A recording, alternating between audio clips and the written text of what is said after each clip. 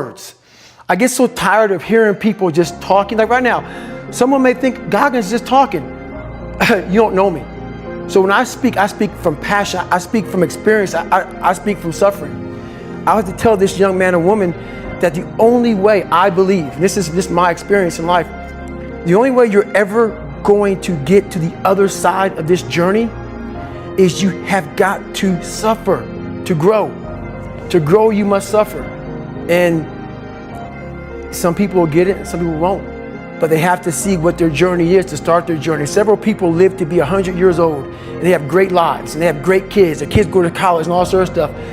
But somewhere in their life, there was a point where they had a decision to make. They can go left or right on this path.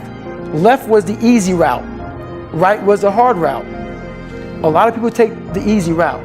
And they had a good life that way, but the better life was going to the right side.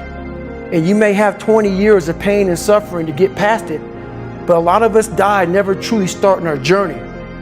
And I would tell this young person, you gotta start your journey. It may suck, but it will come out the other side where you're coasting.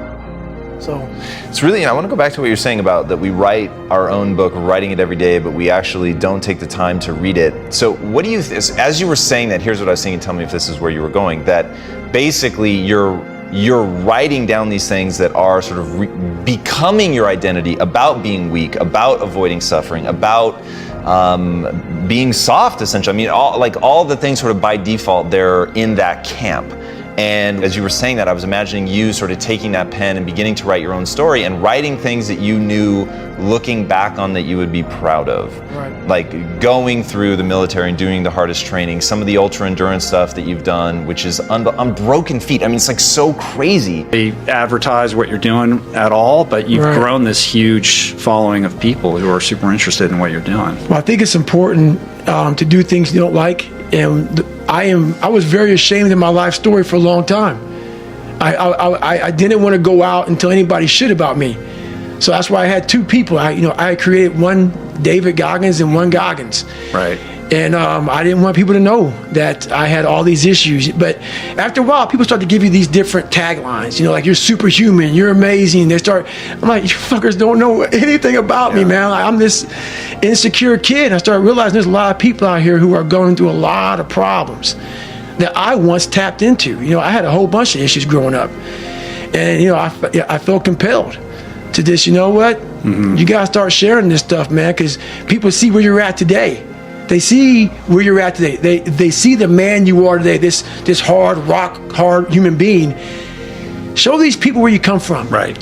Show these people it's possible. It's funny when you're reading the book, like once you get into the later chapters, like 6, 7, or 8, all the way to the end, you start to forget chapters 1 and 2. That's right. And you start thinking this guy is a superhuman, and then you got to remind yourself, like, oh man, look where he came from. Right. I actually do that in the audiobook. In the audiobook, while Adam's reading, we have a moment where we stop because we're like 6 or 7, 6, 7, 8, where I start doing all these crazy feats and start going way beyond human limits for myself.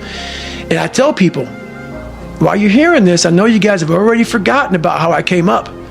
Don't forget the torture I endured mentally and physically in my own mind, going through all this shit. So don't ever forget that. So people forget that so quickly when they get to that 7, 8, 9, 10 chapters. It's like every day we're seeing who we are as people. When I was growing up, I lied for people to accept me because I didn't accept myself. So I would make up stories so then you would accept me into your world. I would, everything I did was for someone else to like me. It wasn't until I started reading my own book about how pathetic I was as a human being. I could blame my dad, I can blame kids at school, I could blame having health issues, ADD, my mom not being around. Great mom, but she was doing her thing. Right. I could blame a lot of people. And that's the book I was reading. And I put it off on everybody else. It wasn't until I said, you know what, for me to fix this, I gotta read what the fuck is wrong with David Goggins. Not blame anybody. Read my book and say, okay, I'm afraid of my shadow. How can I overcome that? Go in the military, get your ass kicked, do things you hate to do, be uncomfortable every fucking day of your life. Roger that. I'm not the smartest kid in the world. Okay. Instead of somebody saying, oh no, you're smart. No, don't say that to yourself. I said to myself, no, I'm a dumb motherfucker. Okay, roger that. How you get smarter? Educate yourself. So the things that we run from the truth.